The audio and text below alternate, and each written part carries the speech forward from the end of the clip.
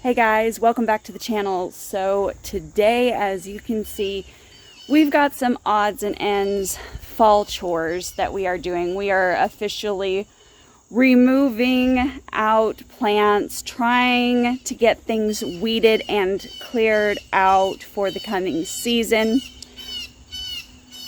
The birds are very noisy today, but that's how it goes. So as you can see, we've got quite a bit of dieback, and I could leave these in a little bit longer, but if I do that,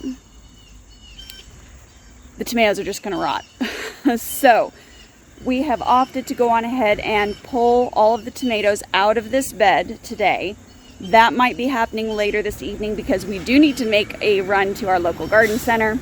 But we're going to clear all this out and start getting it prepped for fall planting because my seedlings are coming up. I'm very excited about that. Let me show you. Okay. So things are a little waterlogged, as you can see.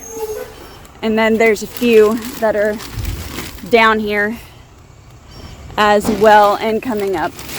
That plastic needs to stay off of there. So overall, things are looking really, really good out here.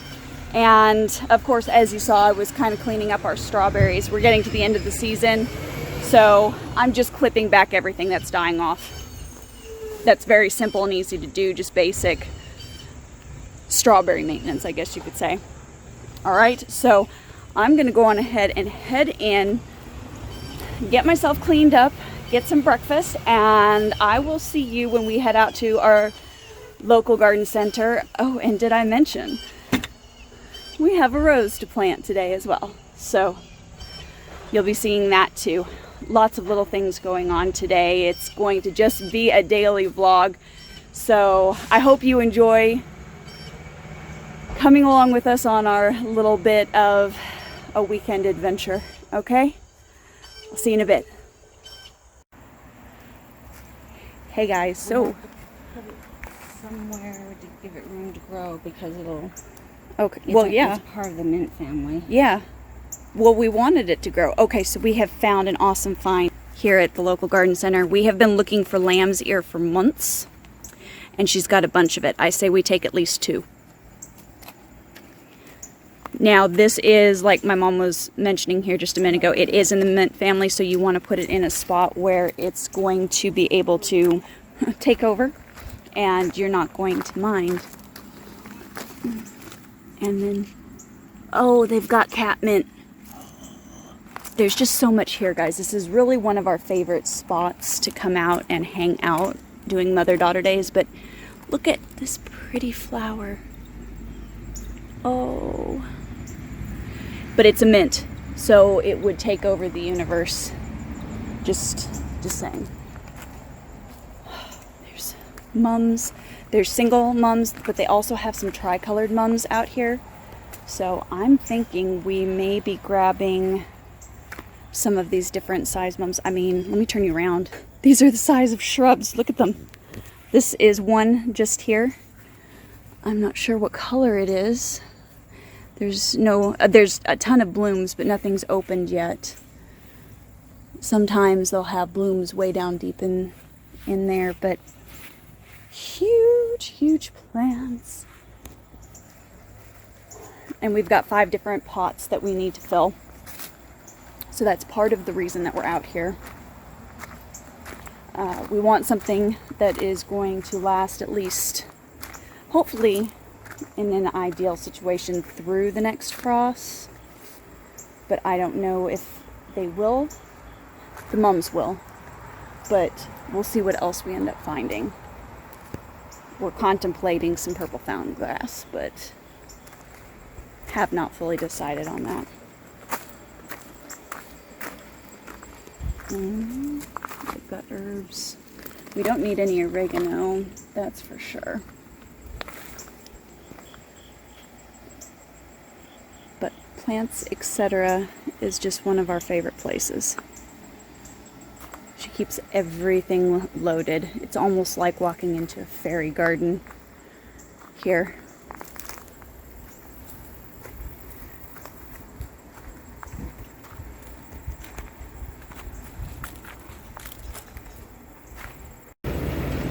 Okay, so yeah, we need to ask.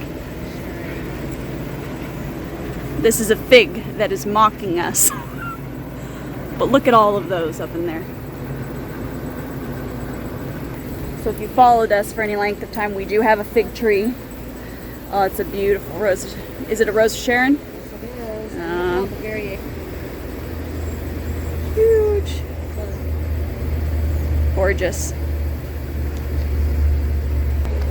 But our fig kind of died back pretty hard this last winter, and we haven't exactly been sure if it's dead or alive. So,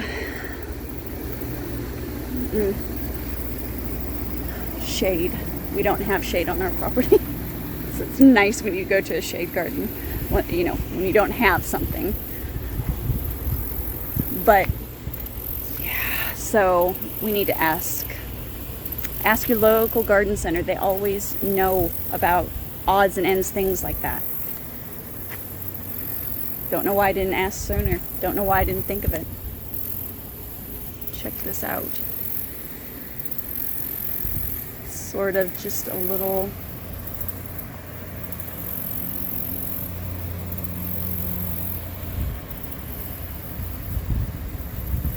bit of heaven out here.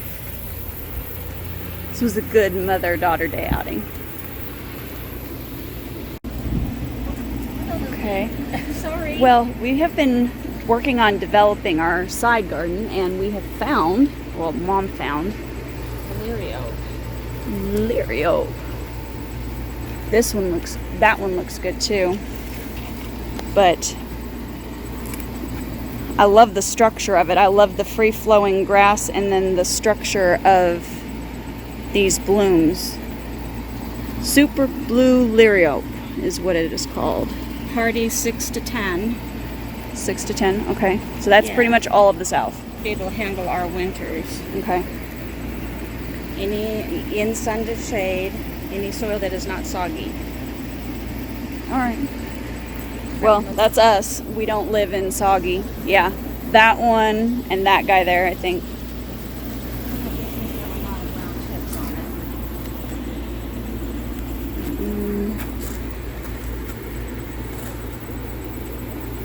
They're okay with full sun, right? Yes. Okay. Excellent. Because that is the thing. You do need to pay attention to what your property does. We've had some disappointments in the past when we've gotten plants that were not as sun hardy as they needed to be. I want to get two that are about the same size so they'll kind of grow even. Right. We've fairly well neglected that side garden this year, so we're working on trying to get it developed a bit better than we have. See another one this size? That size.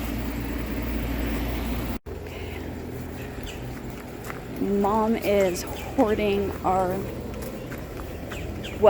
hoard, and I'm gonna find a wagon, but I just totally stumbled onto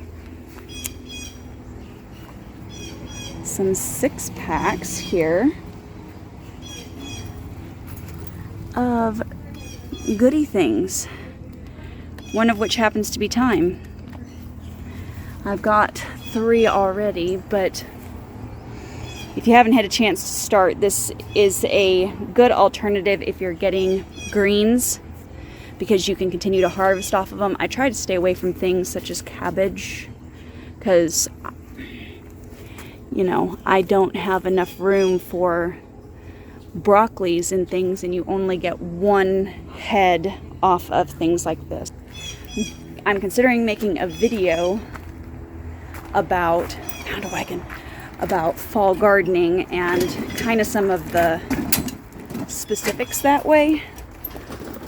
If you're interested in learning more about that and how I garden in a small space in the fall, go on ahead and comment down below, and I will know that you're interested in learning more about that. Alright, coming down off the porch here. Okay, so we're going to go on ahead, and we've got some overcastness happening, but we are trying to beat the weather and see if we can't get this new rose that my mom ordered planted. I think there's a few buds on it, so I'll go on ahead and I'll show those to you, but I've got to get some soil and bring it out front. All right, let's go. All right, I'm gonna pop on here for just a minute and explain our process here. So we've got our pot, and what we're gonna do is we're going to do a layer of rock down in the bottom. Number 1, this helps with drainage. Number 2, this helps basically keep the root system from getting too compacted. It'll have to work its way around, and it also helps prevent the soil from coming out the drainage hole in the bottom. Then what we will be doing is we will be doing our Garden Magic compost and manure mixed with worm castings and a little bit of rose tone. So the rose tone has been amazing for our roses so far this year. They have been very happy, very healthy, and very vigorous producers, so I highly recommend it. if you are looking at roses or if you have roses and you're having trouble. This seems to be the magic treat that makes them sing. But once we get this in here, now this pot is a little bit bigger, but this rose is going to be slightly bigger than this one. This one here is a mango something, I can't remember. I'll try and link the video of us planting it above if I can find it. But that one gets 2 foot by 2 foot. This one is supposed to get 3 foot by 3 foot potentially. Being that they're in pots, number one, they're going to have a habit that's a little bit smaller, which works for us perfectly. And then also the good thing is that if we end up having any major issues with them, we can easily treat them, pull them out, amend the soil, do any trimming, anything that needs to be done for the rose to help it thrive. All right, so that's what we're gonna be doing for this guy. I'm gonna go on ahead and put you on hyperlapse and we're gonna get him potted up, okay? All right, guys, so we officially got the rose in, and it is a Plum Iconic Lemonade Rose, lavender and pink. For those of you who are wondering, we've got buds on it. I don't know if I can get it to, there we go. So there's buds. None of them are open at the moment for you to see particularly what the bloom looks like. If one of these opens up, however, I'll go on ahead and insert a photo here so that you can see what the actual bloom looks like. But until then, we now have a very happy rose, and we're going to move on to the other projects for today, okay?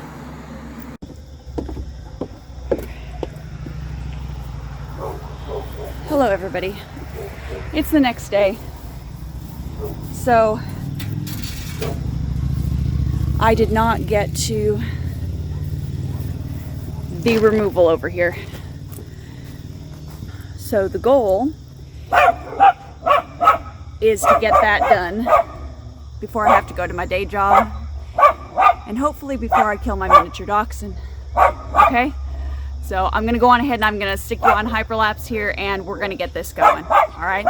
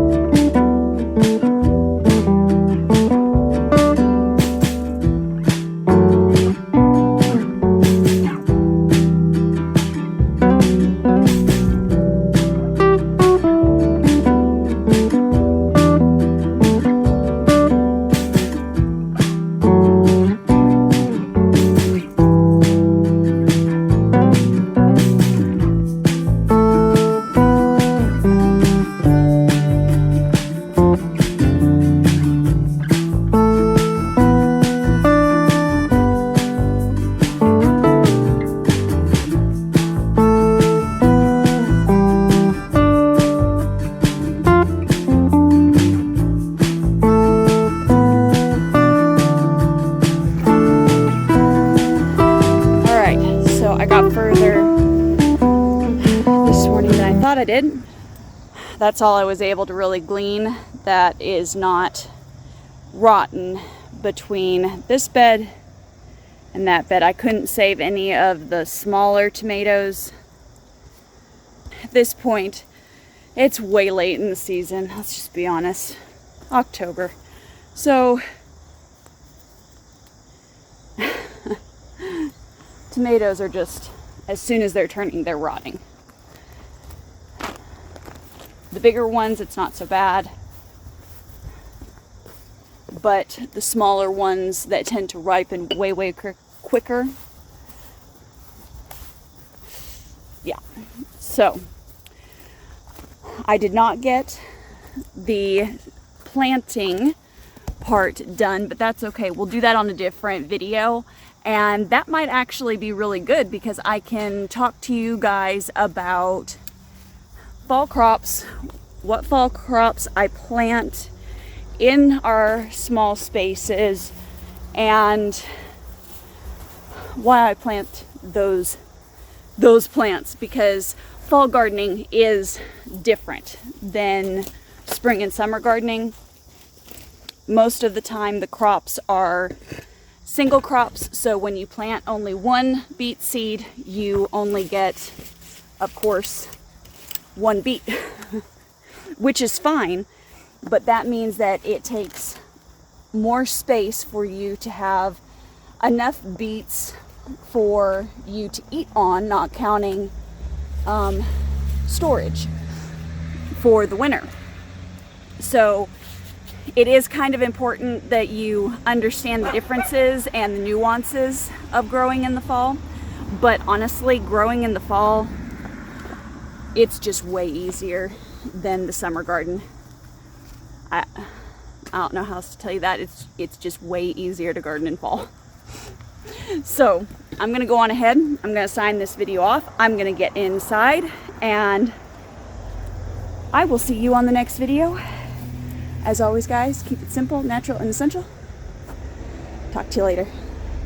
Oh, don't forget to like, comment, subscribe, all of the feels. And if you have a question, please drop a comment down below. I'm happy to answer any questions about small space urban gardening. That is what we do. And I really enjoy helping people be able to garden in their small space, no matter how small it is. So if you've got a question, just drop it down below. Don't be shy, okay? All right, I'll see you on the next one. Bye.